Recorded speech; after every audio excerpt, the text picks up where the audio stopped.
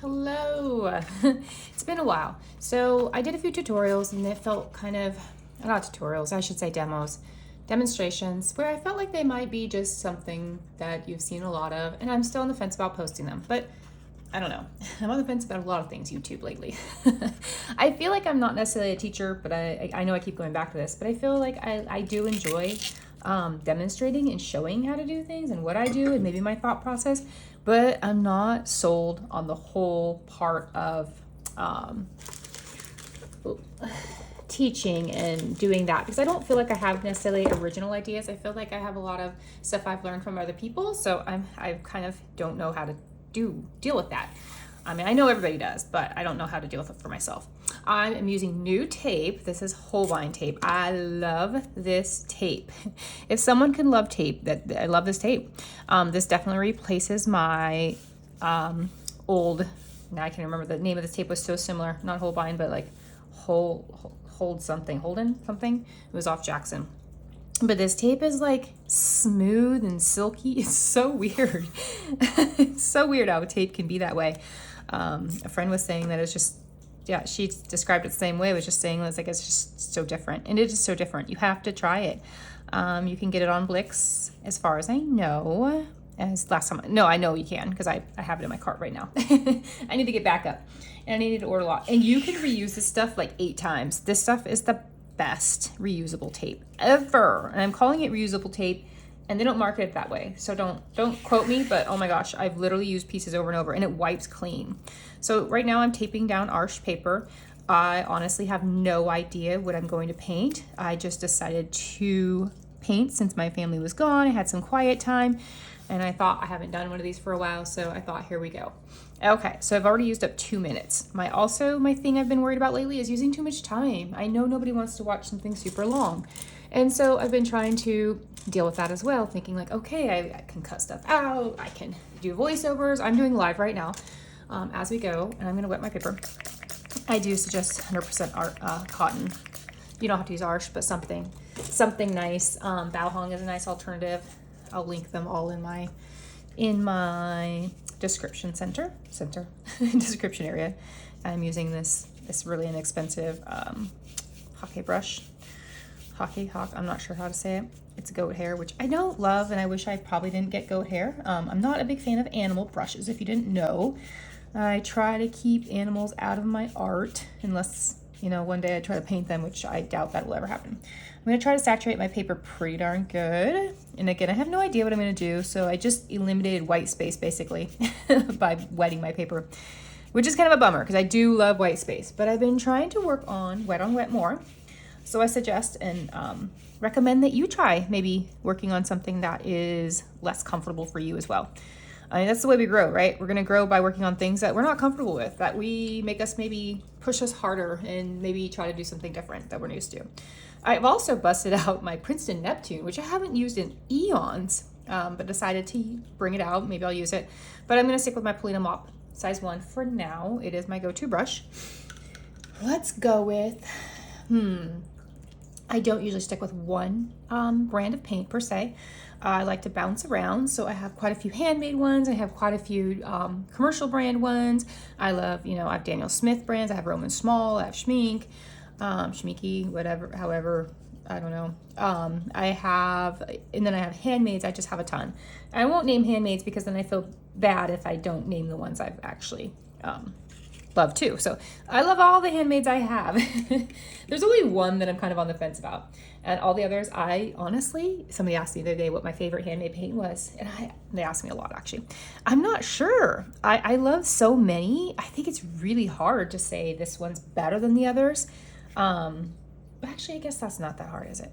I guess there's just so many things I appreciate about different ones. Maybe that's it. Is that it more than anything? I'm using about 3 different pinks. These are all Stacy's colors from Stay Kiwi. I'm using her, I don't have them labeled. Coral pink, a lighter pink, and like a cinder rose, I think is the color. I'm not sure what her lighter pink is. Is it named? No, I don't think that's the name. Now I can't touch it because it's, I wet them all and now I'm gonna get my fingers, so I'm not gonna do it. Now I'm gonna add a little bit of Quin Rose. So when I do these kind of skies, I throw all sorts of colors at not throw, add, I don't like that phrase. I go ahead and add in all these different colors and just kind of work them around, and also not overworking them. So there's like a fine line between working them and not overworking them, right? I don't know, that happens sometimes too. Now I'm using another handmade magenta from Lighthouse. She changed her name. I forget what it is now, like Watercolor Guild maybe or something. I'm not entirely sure. I'm using her orange is one of my favorites. I also love Dragon's Blood orange from Renaissance. Her orange is amazing too. That's probably my all-time favorite orange. And I'm not really thinking right now. My thought is just kind of getting it on paper. You can tilt your paper or your board. I like to use this plexi. I always link this too. It's maybe an 1/8 inch. It's so, look how it's so firm. It doesn't bend. I can use the heat tool on it a lot, and I can just put it to the test. I can keep heating it. And so now, sorry, where was I? So we are getting these. So you can just, mop those up if you don't like those lines. But I don't really mind. I'm not a super purist. I don't follow rules. I take all the different things I learn and try to throw it into my own style. I do a lot of tutorials, so I'm always learning from those and taking different bits and pieces from different people. I mean, I could sit here and credit every single person because honestly, none of this, I won't say none, but really I can't take much credit. I wouldn't say anything's really my unique idea, right? Everything I've taken, like pretty much anybody out there, we've all kind of borrowed and taken and borrowed and pulled and, made it and twisted into our own. Like it's not, I don't think many of us are really truly doing, ultimately original techniques and process. Like, I don't know. I think all our art ends up looking unique and very ours, but I think it's, it's thanks to all the other artists that have gone before us and, those that have been painting for 20 years and learning their techniques and doing all these things. And so I hate to, I guess that's my other conundrum with putting out these demonstrations and whatnot. So I feel like they're just me demonstrating what I do.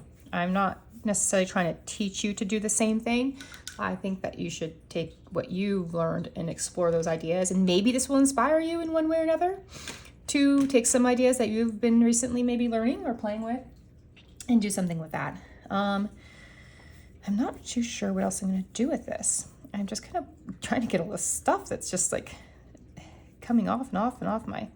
So I keep putting my my brush on my dirty towel to the side there. I think most of us have those, right? I don't use many paper towels, a few here and there, but I usually make them last pretty long. So you do want to be careful when you're trying to get stuff off your painting. It bothers me because then it leaves that mark. So you kind of don't want to leave it. If it's going to ruin something so badly that you can't get it, leave it, don't fuss with it. It's probably not worth it. But if you can, and this is all practice for me, so nothing is super serious. And I do like to clean up my edges like this, especially with this tape. It's so smooth that, again, this tape will be reusable. Don't throw it away. Okay. And I'm just kind of babbling, just getting these colors. I'm gonna leave, I feel like that's a little naked and it's not really a natural spot for a light. Maybe I should just add some more color there. I feel like that's kind of the wrong spot for that. I'm gonna grab some Addison and Segwick paint. I love hers too.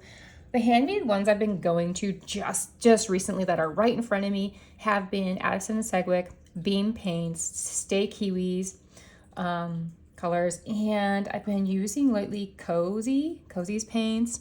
Deshali is another one of my favorites, and Nibs. But Deshali and Nibs, I'm very limited. I have maybe 12 of each of those. So I'm excited to expand my collection on their paints. Deshali should be having a restock coming up pretty soon. And Nibs I ordered from, I think, back in January. So I try to space out my stuff. I can't order too many at one time. So I've been trying to be better at that. It's hard though. It's super hard. I'm trying to smooth out some paints that have kind of gone astray. I'm trying to take my time on this and go a little slower instead of rush like I usually do. And just watching what the paint does. So a lot of times watercolor is so relaxing, right? And watching it is half the fun, like seeing what's happening, seeing the paint move, seeing it spread, seeing it separate into the little crevices of the textured paper, right? That's what creates all these amazing and beautiful little textures and divots and areas and stuff. So I really love looking at all that. And, you know, is this realistic? No. Do I just love pink skies? I do. Do I have fun with pink skies? I do. And I'm going to kind of mute down this white area just a little bit. I feel like it might be a little too abrasive. Is that better? Maybe that's better. Maybe not. Maybe you're like, I can't tell. She did nothing. She did nothing different. I think we almost need something like a little more moody. I don't know. Skies are not my specialty. And again, that's kind of why I like to help push myself into things that are not my comfort zone. And these are not my comfort zone. I would never feel comfortable teaching you how to paint a sky. Now, I would feel comfortable showing you what I attempt to do, and that's basically what I'm doing here. I'm just kind of playing with the sweeps, and the only thing I'm really doing here, or not trying to do here, is bring too much water back into this, right? Because if I bring too much water, it's just going to go, right? It's going to push the paint away. So the more water, it's just going to push, and it's going to leave you a nice little, and that can be fun, but not in what we're doing, or not what I'm doing here. Okay, so I'm going to stop doing that. I'm just going to bring my color all the way down, just so I don't have a weird line. And I don't necessarily know why. Do I do, now, do I let this dry, and do I do water down here or a field? I'm usually a field girl, probably do a field. So again, I do like to wipe these off because the paint can go back into, so if it's sitting here, it can leak back into your painting and make these little bloom thingies. Not bloom thingies, just like I guess they are kind of bloom thingies, aren't they? And again, I'm just like anybody. I'm just a beginner who started on YouTube and loves just playing around with color. I'm not an expert. I'm not claiming to be. I don't know things really. I just know what I learn. There's no like techniques that I'm magically going to be able to show you that you've never seen before. I mean, maybe, but that's only because I learned them from somebody else. It's not because I was the, I don't know. So yeah, you can tell I'm having a little bit of a, what do you call it? I don't know. Imposter syndrome lately, maybe? I know a lot of people are. I guess it's really common, right? I wonder if it's common in every kind of a field. I'm guessing field. I don't know if I'm necessarily a field. All right, I'm probably overplaying this. So I'm going to take my heat gun and her heat tool, and I'm just going to, you know what? I'm going to add my, I'm scared to add. No, I'm not going to add my green now because I think I want to have a little bit of white space. So I'm going to use my, now say I don't care for this at all, right? I can re-wet this paper right now again, and I can redo this guy. But now since I use so much, I wouldn't necessarily try to take off the paint, right? I'm just re-wetting it so that I can do all those layers over again and create the mood I wanted to. For the sake of time, and because I kind of like the subtleness, I'm not going to. I am going to take my mop again.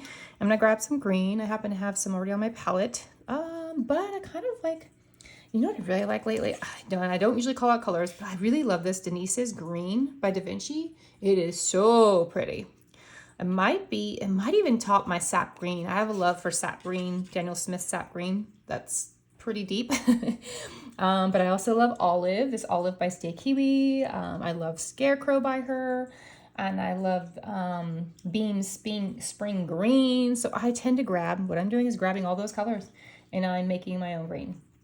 Now, it's not like a true blue and yellow type mixed green, right? Because I'm using, a ton of different colors and likely they're not one pigment themselves. So,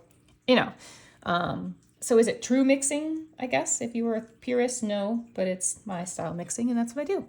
And you don't have to follow the rules like those, follow what you like. If you like to mix all your greens together, do it. That's what I do. If you don't do it. If you prefer to do blue and yellow, mix that. If you prefer convenience colors and only use the one color, do that too. Do what makes you happy. All right, so I'm wiping off most of the paint on my brush, and I'm just going to get some,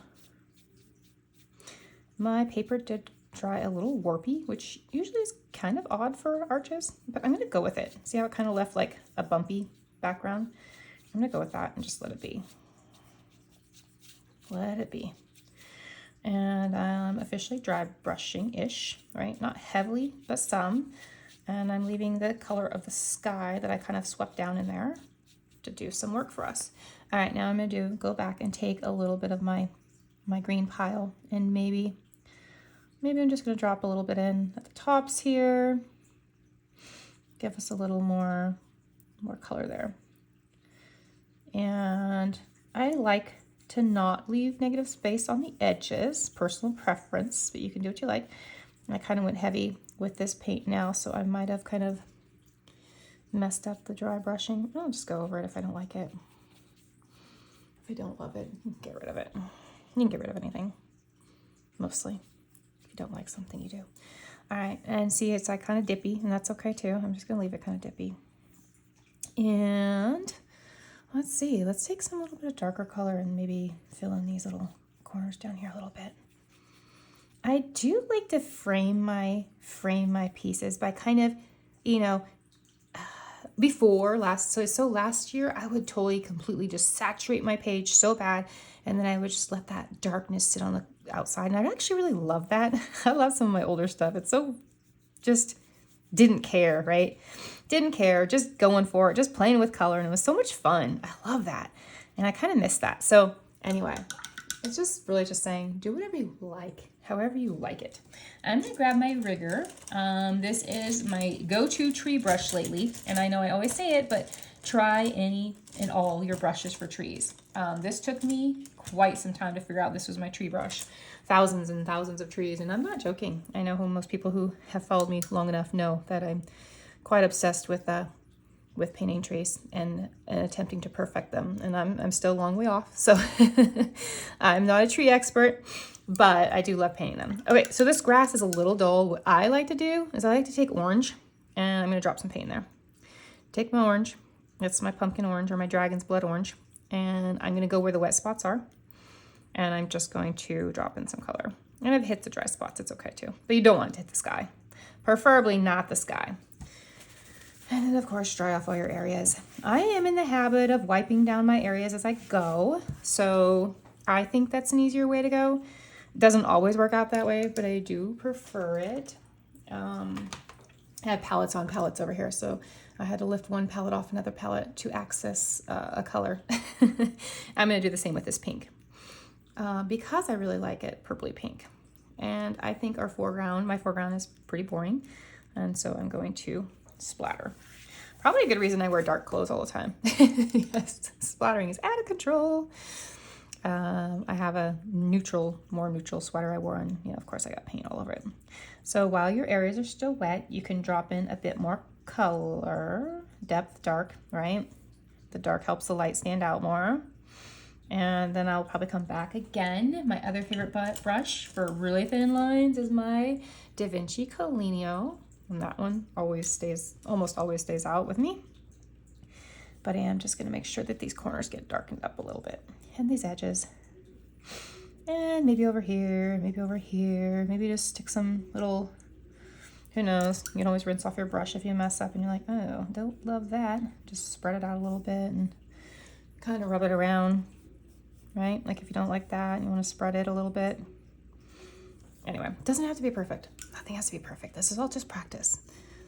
Okay, and then we decide what kind of trees do we want in this scene. I live in the Pacific Northwest, so you'll see me paint a lot of these kind of trees. Just some sort of evergreeny Christmas tree. I know they're not true pines, but most of us just end up calling them pines anyway.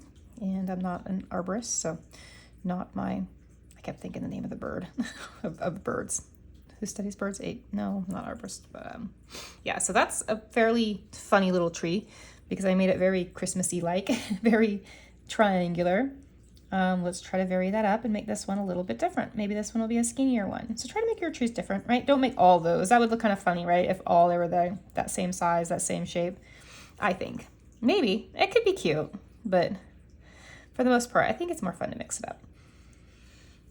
So let's go over here and maybe drop in another little tree friend.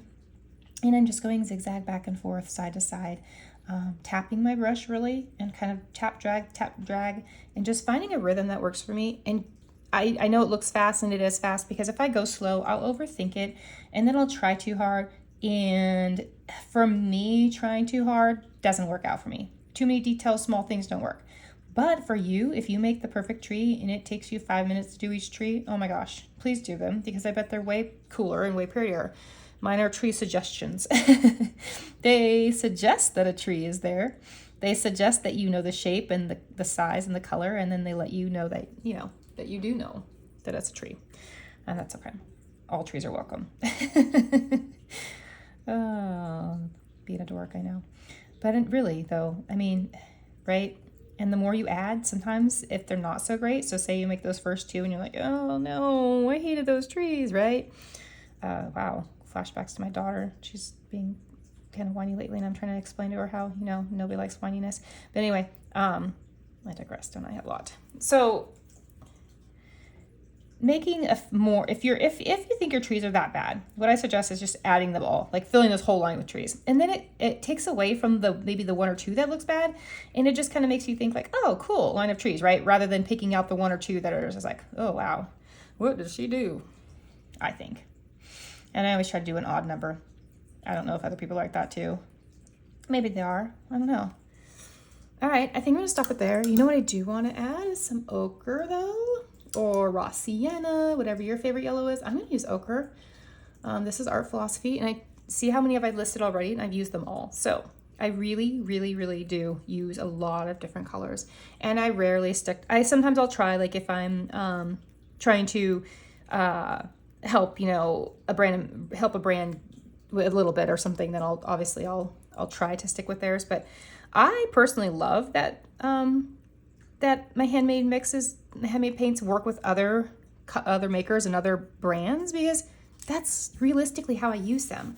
Realistically, I'm not going to go out and buy all 284 Daniel Smith colors or whatever they are, right? I like to be able to take my favorite Daniel Smiths that I have on my palette and use them with my favorite handmade paints by somebody else. Or again, I'm not a purist like that. I love to be able to incorporate other people's work or other people's paints together. And I know probably handmade paint makers don't probably really love that idea. I wish they did, but I understand why they wouldn't. But I love like the idea of blending them all together and using bits of everybody's, right? Because again, I can't pick one handmade paint maker that I love more than the other, because the person's behind the paint making, their kindness, the love they put into making the paints, and I don't know, it's hard to say like, oh, hers are better than hers, because they're not to me. I love each one for different reasons. All right, I know. I'm gonna dry this last bit. I think that is it. I could wipe down these edges while they're still on, but look at this tape. I can't say enough about this tape. I will definitely be linking the tape in the description, or the description. I'll try to list as many of the handmade paint makers that I can, and that you can choose if you want to try one. What I suggest is try a few and maybe buy 3 or 4 or even 6 of each one. Maybe one a month or something. Treat yourself as something fun. I do have a few that are really, really reasonably priced that I absolutely love, and then some that are, not as reasonably priced, but I still love.